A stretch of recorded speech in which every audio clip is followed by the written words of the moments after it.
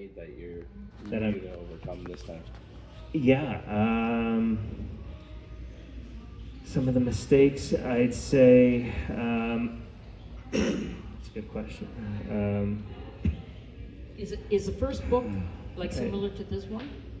The first book is more a memoir, but with self-help in it, and this is, I guess, just considered self-help. But to answer that question, it's what did I say it one more time? Just having trouble.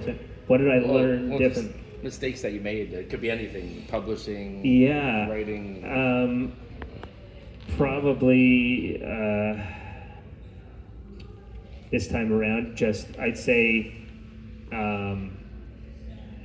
my brother was a big help through this process, and as much as I'm not into the whole ego thing, I am into trying to be the greatest version of yourself, and I was doing everything and anything I could to try and get traditionally published after 4 years of working on this and being obsessed with it.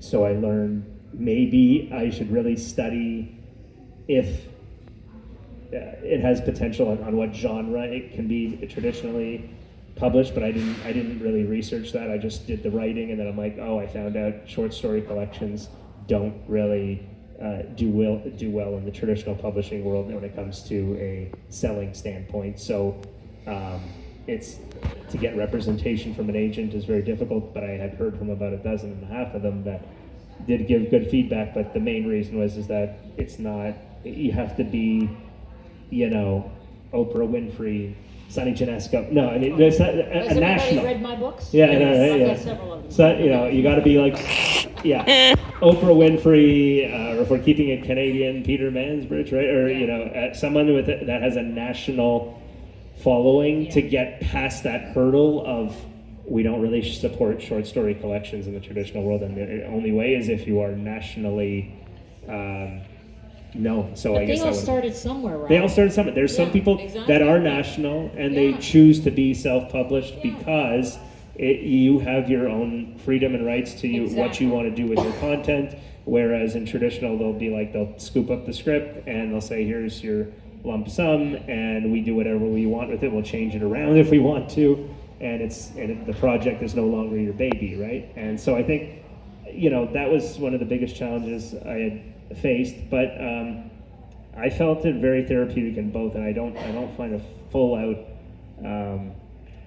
problem really in either or, and I would still do the same thing over again if I found if I was ever lucky enough to find something connecting again. I wouldn't really care too much on the traditional part. I'm more focused on the purpose behind it, and does it have a meaning that humans can take from it.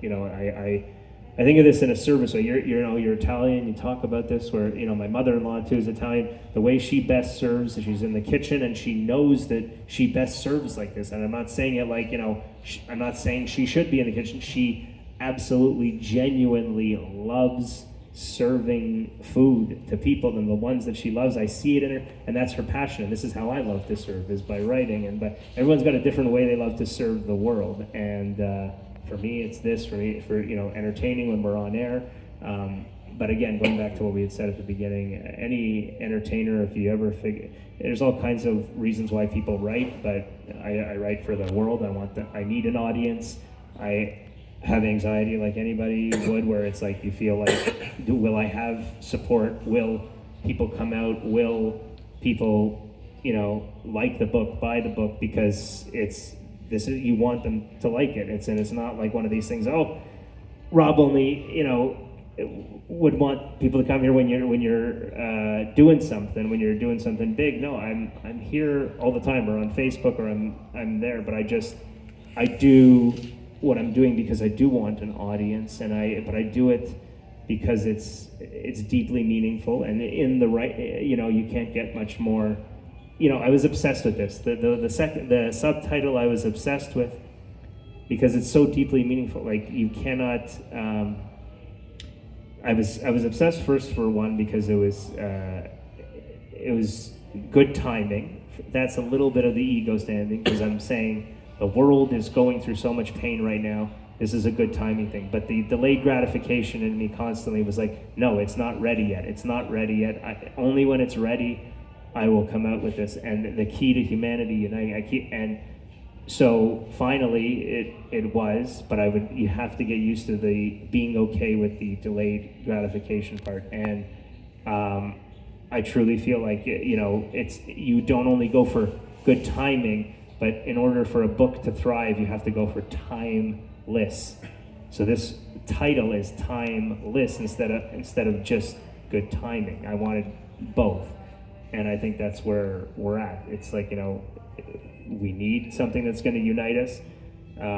Yes, sports or other things, bingo can unite us, but are we doing the work each day intentionally?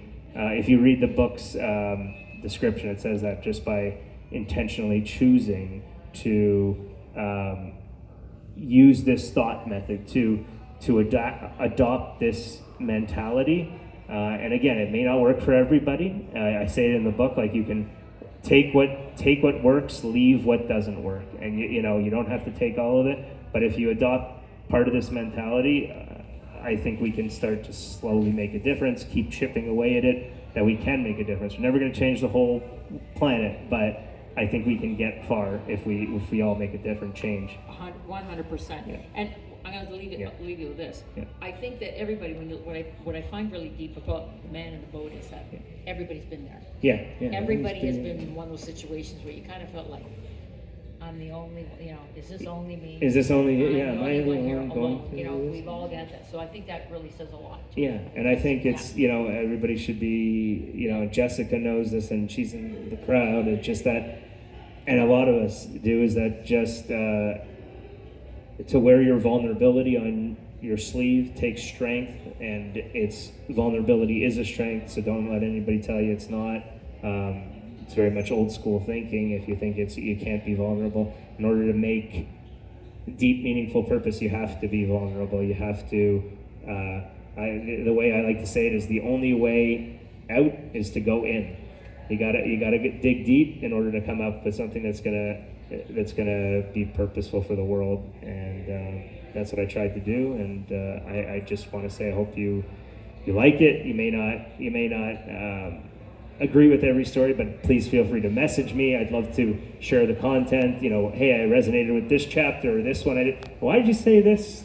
That I wasn't really too keen on that, but I thought they were being mindful. Everyone's got a different take. There's no real full fact on it, but it's in my mind of where I think we could be more mindful. And I'll give you a quick example. One other one was like people on social media where I don't really agree with this.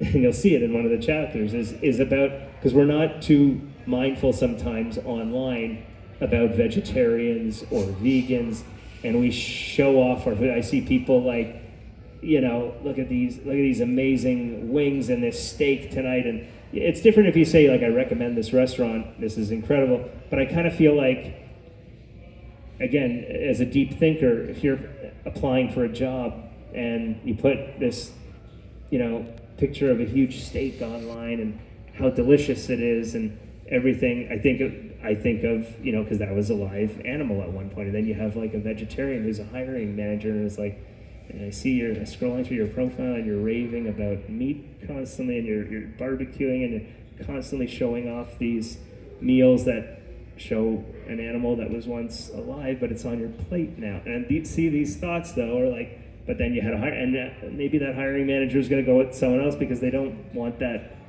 smell in the kitchen all the time. I'm not sure that if you think deeply on this, and you may not agree, but that's what I sort of was going through with being mindful. Listen, we need the nutrients in all that, and that's great, and we should be fully grateful for that and be thankful if we get that on our plate and it's a good meal and it's nourishing, 100%. But I made a chapter or something along the lines of that where I see people, showing it off in a sense. It's different to be grateful, but then there's like constant showing it off, and I think that's the whole being mindful of others. Being a little more focused on others other than just our self-teaching moment that I sort of put in the book there too. So, and you'll see there's all different ones of these deep thoughts. So, and again, you may agree, you may not, but I hope, and I say that's why again, from a judgment standpoint, you take what you think is useful, leave behind what you don't There you find. go. And so, Which yeah. is, that's fantastic. I'm going to buy mine. Thank So, is you. anybody That's joining too me? kind. Woo! Thank you guys for being here. I hope you got lots of audio and pictures. And I was super nervous, but And then, you know, we is it made it Jessica? through. Do you have- She had something she wanted. Yeah. Okay, Jessica wanted us. I Yeah. guess like in all Yeah. your years or anybody that you've met, who Yeah. would be like your influencers or like people that you look up to? That I look up to, yeah, would be. Besides me. of Besides course. Sunny Jessica, yeah, is, well, when I was writing this, the one that was just a huge inspiration, and you probably follow him if you are a mental health advocate, and I had to sort of stop following him because I want to be my own person and not, you know, it's kind of like being a hockey player and you're trying to not mimic Wayne Gretzky fully, like you look up to him, but you got to be your own hockey player, maybe take some of the skills. So that person was Jay Shetty, who you, Oh, yeah, Jay Shetty. whose book is probably in here. It's got to be. He's got a few. So the book, while I was writing this, I was reading Think Like a Monk at certain times, at the early stages. Think Like a Monk is just a phenomenal Yeah, he's read. excellent. It's just unbelievable because he was a former monk. Him and Robin Sharma, who is a Canadian author, very similar along the lines. Humanitarians, just believe in humanity, want to unite people, and I'm along the same lines. But it's like in my early radio days when I was being on the air, and sometimes I would try and mimic other personalities' sound on the air as an announcer. No, you got to not. I remember one person I said, Rob, don't listen to me for like at least a month and just do your own shit. And because I would mimic him, it was like Wayne Gretzky as a hockey player, and I had to try. You have to be your own person. It's a big adjustment.